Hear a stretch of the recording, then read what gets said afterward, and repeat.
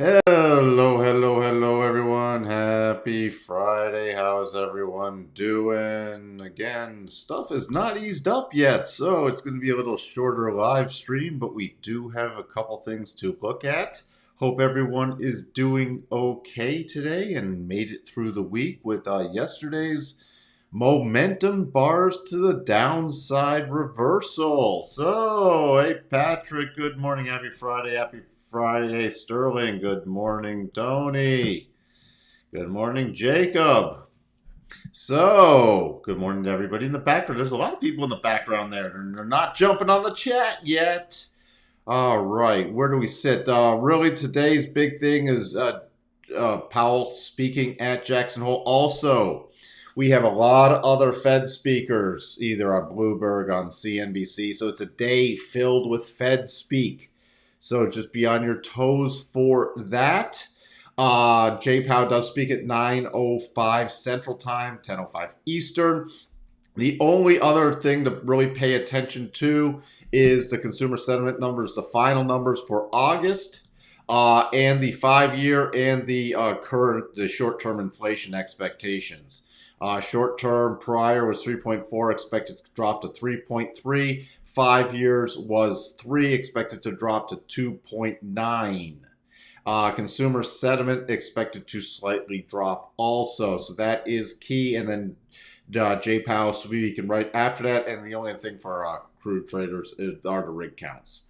But that is it for today. So far this morning, we got some bounce back happening. NVIDIA just got hammered yesterday after earnings, after a strong earnings beat. But then the sell-off commenced, taking the markets with it. So we're going to have to see right now if some of these bounces hold into the open. So far today, let me just refresh this. Consumer cyclical, and before energy was leading, now it's consumer cyclical. So let's see if that's going to lead bounce back higher. Interesting enough, with the Fed Watch tool, we're up to close to 42% for a potential hike in November, but that's not the biggest thing. The biggest thing is the duration before the cut has pushed back out now from, remember, it was March, then it went to May. Now it's not till June. And even through the end of next year, the end of 2024, this with the cuts would only put us 4.25 to 4.5, so still highly elevated, even with some cuts coming in. Fear and greed. I thought this was down in fear mode before. Nope. It's in neutral mode, so just wanted to double check. I thought it dipped slightly in the fear, but previous close was in fear mode slightly. But we will see where that is. It's right on that cusp. So we got the momentum sell-off breaking the channel, which I already took off. I mean, I'm sure everybody who's been a member of this channel for a while spotted the momentum breakdown, especially at 9 a.m. Central, and then just plummeting. Little mini double. Who else is here? Good morning, Alan. Thank you for tuning in. We've got some bigger double bottoms. I'll go through all that. Sterling with the good eyes. So overnight, between yesterday and then overnight with the European Open, this was the European Open, right around there. That's the little pattern that's played out. Now, do we have a higher time frame double? So there still could be a little more upside. Do we have a higher time frame double? This, with yesterday's sell-off, is technically a bigger double. Not saying that's going to, unless something comes across really dovish today with the Fed speak. The trigger on that would at least be a 4-hour close above 44.8550. But if we did get that close, especially going into next week, then we have some really interesting targets, because we could target the most recent high areas potentially if it does play out.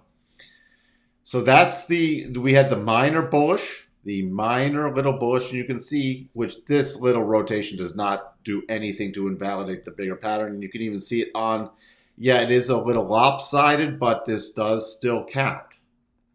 All right, and it would have to get through the daily rotation zone, and it would have to get above this where it was rejected, this 44.80, which was a key target area from yesterday, which we just collapsed after. So it would have to do. So, I mean, if it got through there on a closing basis, it could then see it would alleviate a lot of the pressure, downside pressure.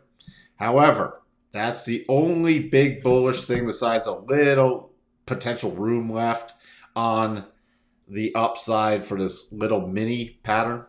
But that's it. If it does roll over,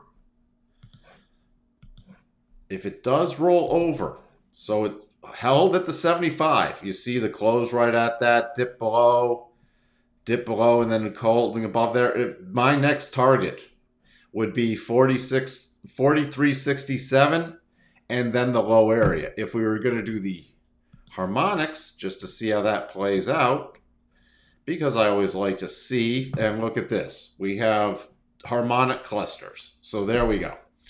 So if we break 43.78.50, or 43.78 roughly there, 43.67 to 43.65, and then 43.50 area. So we've got roadmaps, the up and downside. Now, if we break through the double, we finish the pattern. This is also where I'd use these retracement harmonics for upside targets, especially since you have a 4-hour clear path, or technically advanced clear path. So I'd be looking at about 44.18 area. You could go 44.15 to 44.18, and then you're into this big clear path, but I'd use 44.35, then 44.51. That's how I would structure the targets already in advance, because we have some clear path moves. You see the 4-hour advanced clear path right there. NASDAQ. NASDAQ, not really a double right here. So the key area to watch, the key area on the NASDAQ, we have the bigger double, but not a little mini double. Resistance would be 14,944 into the open. You start getting above 15,000. That's where it starts getting interesting. Let's see how that falls with the retracement harmonics. So if we really get above 15,000 to 15,022, that's where I'd be targeting 15,101, 15,180. Key support is this little breakout wedge about 14,863. And if we flip this around,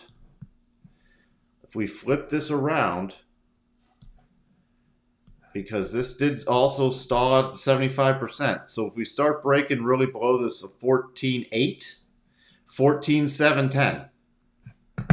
14.710 would be the target I'd utilize, and look at that. Hot clustered there, and then we have 14.627 to 14.608. So there are my downside targets and the upside targets. Now, this is technically also a double. It's reversing this move, and even the first and second targets are reversing this move. That's a long way off, and look where the flat 200 is on the 4-hour. So we need a 4-hour close above 15,418, and that could trigger. So we have a really interesting trigger point. Okay, now for my front run, let me review something else for people who always look for, all right, well, what if I was trying to jump in something early on that? Let's say over the next, not necessarily today, but let's say over the next few days, we got a little bounce rally. Well, here's where I'd be watching the 15,181 level. You get a close above that. That then shifts to the 87.5 rule, so then we could target this high area. If it followed through and closed then above this 15,418 area, then it could be rolled into a larger trade, or it could be taken off partial here. If that triggers, re-add that partial back on, and then we'd have a clear path. It's not a real clear path, but we'd have a roadmap. Well, call it a roadmap back to the highs in the NASDAQ, the most recent high areas.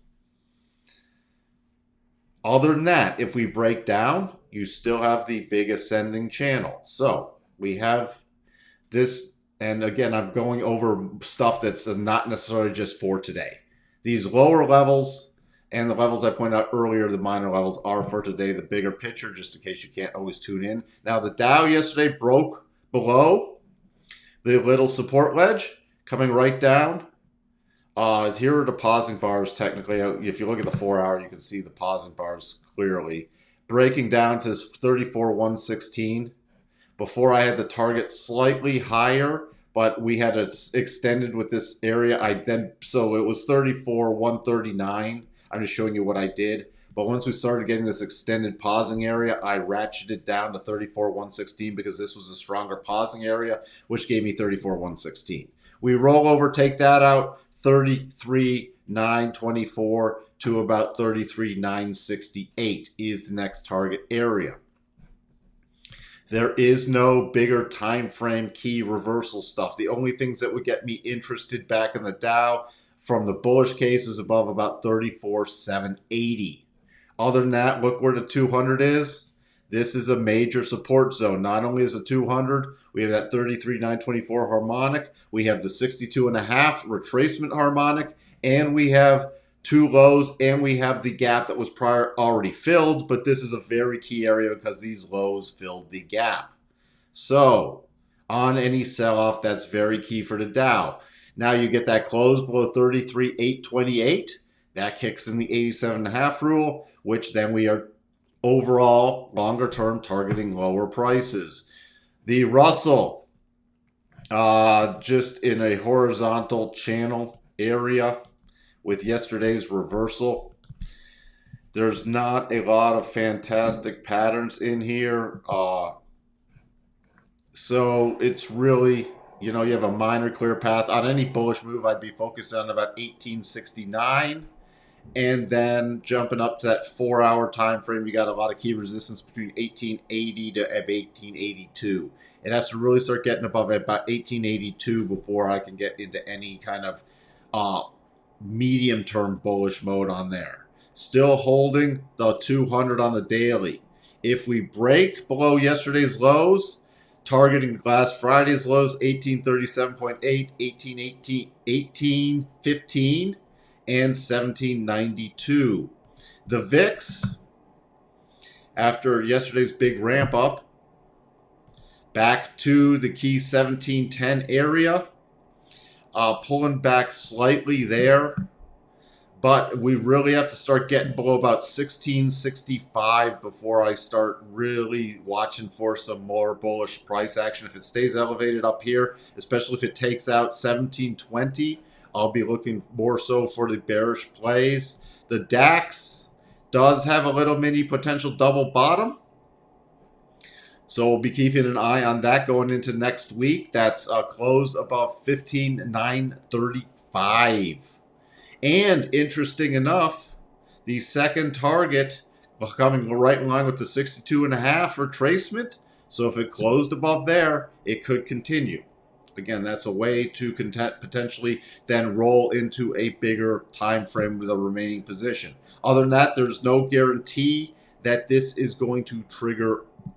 So just keep that in mind. It's still going against the daily rotation zone. The notes. A little pullback today. Really going to be watching this price action coming in. If we rotate up, it's going to be a very lopsided inverse head and shoulders for possibly a micro bounce, but no fantastic setup in the notes. From my perspective, unless it starts backfilling and using some of the tight retracement harmonics, it's not a great trade just yet. The 10-year yield, basing at the rotation zone, if we get a close below 415, as I said yesterday, I'll watch for the bigger pullback there. Other than that, still holding the rotation zone. The 10-2s, backfilling right here, but unless we start getting the close below minus 78, still watching for the higher price action. Dollar index, again, yesterday's strong reversal, today pushing up against the key resistance, so we finally hit that 103.8788 target area, where there was a lot of selling pressure from back in May and the beginning of the June. You see all the selling pressure over here. That tested. I am watching for at least a pullback, so it's chipped away at that level. If it can really break through there, that would take us potentially to about 104.95. and then it could really start getting a run on. I would not be surprised to see it backfill. My level of support right now is 103.35, and I'll be watching the rising rotation zone. Crude with the interesting sloppy head and shoulders. Nothing's been invalidated. We still have the declining trend line. The only thing today on crude is rig counts. So, nothing really on gold. We'll take a look closer at gold next week. So I don't want to dwell on that today. Let's see. Hey, Christoph. Good morning, Anissa. Let's see. I'll take a look at Intel and Lowe's real quick. Intel and Lowe's. 10-year on the JGBs pulled back a little, but nothing done. Going to see if it catches here and rotates back up. Nothing really sitting there. We had that double pattern that turned into a flagging pattern. It's basing at the top, the little channel flag here. I'm still watching for a potential breakout, especially next week. Euro finally coming down, not able to close yet below the 200, hitting the channel line and then bouncing. So if we do take out the bottom of the channel, then it will get interesting for the euro also. But I'm now watching for a potential bounce to about 108.50, 108.55. Pound closing below 62.5. So even on any bounce plays, I'm now watching for it to reconnect. Here's the 87.5, about 124.20 area, 124.16 with the 200. I'm going to watch for the next few weeks, or next at least week, for a potential rotation back down there. What else do we have real quick? And then I'm going to have to Spideys. Let's see here. It is not technically in double bottom zone. It would need a pullback. Let me just show you real quick, because these retracements can still be used back on the way up. Now, it did close below 62.5, so you can still see some more downside pressure in there. But remember, the futures test out higher probabilities than the spiders. So watch the patterns on the futures first, even if you don't trade them. 439.12, 440.64, and then 442.17 to the downside. On a little rollover would be the gap fill to 436.89. Then I would target 436.06, then 434.54. And then it would be the low from August 18th, 433.02 on the Qs. The Qs, again, I've got between the 50 and the 62.5 before it rolled over this time. Close below 62.5, but this to downside, let's just do this first, would be yesterday's close, 361.22, 359.63, 357.45 on any rally. We're looking at 361.82, right about where it's going to open, 364, and then 366.20. Real quick, NVIDIA does not, this is not a double, but you see the real quick reversal. So now this is not a good sign after strong earnings. Definitely something has changed, but I'm going to see how it plays out today. Tesla has, this is a technically confirmed but not yet triggered sloppy double top, and it's just a minor one. But if it gets to this 219.53, then the next target is this left behind gap. The left behind gap from the 18th to 215.49. So I'm keeping an eye on that. Intel does have a double bottom, a little minor one. Right up here. And by the way, for the third target, I would utilize the 3560 area, not 3581. I'd bring in the final target. Trying to hold on to, I should widen out this channel. I'll just pull it off for now. So that's the only minor thing right there. Might never trigger. Lows, which has triggered. Lows, you can see. with cycles still turning up on the daily and the weekly, trying to put in a bottom against the weekly rotation zone and key support. So, something to keep an eye on there if you're, thank you, Christoph, for pointing that out. So, that is where that sits. A little pullback yesterday with the market, but looks like it's gapping up this morning and already triggered and nowhere near the invalidation point. The invalidation point, oops, put them on the wrong way. It helps if you do it the right way. The invalidation point would be a close below 220.23 or a trade below 218.90 intraday. So that would invalidate the double. Other than that, trigger, little pullback, but still basing. It's a real interesting area. Now, this does not make it higher probability because you can't combine the probabilities from two different things. It's just interesting to note how this is a major key support area. So if this thing fails, comes back down, I would not want to be long here anyways because it would drop back into this range. So this is, it's a nice little setup. Nice little setup. Everyone, I got to run for now. Have a fantastic trading day. Remember, stay on your toes with JPow and the Feds, all the rest of the Fed speak. There's a lot, even when Powell's done, there's a lot of secondary Fed speak. So just keep an alert eye. And if we do roll over, we do have those patterns, those targets still lower. We do have the key targets lower, which would not invalidate. If we did roll over into the open today or with JPow speaking, unless we really break substantially through Friday's lows, it would not invalidate the higher potential double bottoms. That does not mean we just go buy down here, but we have a nice potential bullish pattern, may never trigger. But we do have some interesting setups coming into next week, and that's when I will see everybody again. Have a great weekend. Talk to you all later. Bye for now.